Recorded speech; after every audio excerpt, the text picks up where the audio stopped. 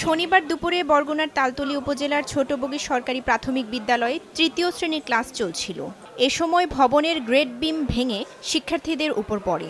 এতে ৬ শিক্ষার্থী গুরুতর আহত হয়। পরে তাদের উদ্ধার করে আমতলী উপজেলা স্বাস্থ্য কমপ্লেক্সে নেওয়া হলে মানসুরা নামে এক ছাত্রীকে মৃত ঘোষণা করেন চিকিৎসক। হাসপাতালে চিকিৎসাধীন রয়েছে একই ক্লাসের আরও ৫ শিক্ষার্থী।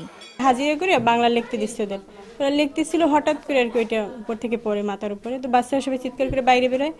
আর আমি ওই যে বাচ্চাটা মারা গেছে ওইটার টেনে বের করছি, স্যাররাও গেছে অনেকে, এরা নিয়ে হাসপাতালে চলে গেছি। বিদ্যালয়ের যে ছাদগুলো থাকে এর ভিতর থেকে যে গ্রেড বিম দেওয়া থাকে আড়াআড়ি ওর এখানে প্লাস্টারের কিছু অংশ ভেঙে পড়ছে বাচ্চাদের মাথায়।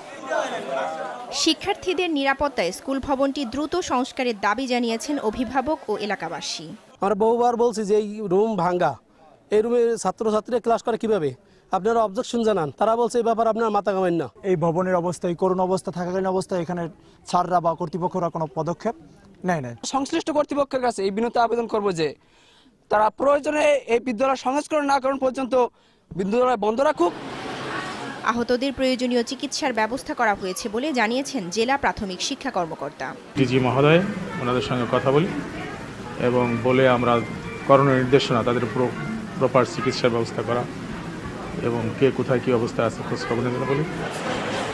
অভিভাবকদের অভিযোগ ২০০২ সালে নির্মাণ করা স্কুল ভবনটি ১ বছরের মধ্যে গ্রেড বিম সহ বিভিন্ন স্থানে ফাটল দেখা দেয়।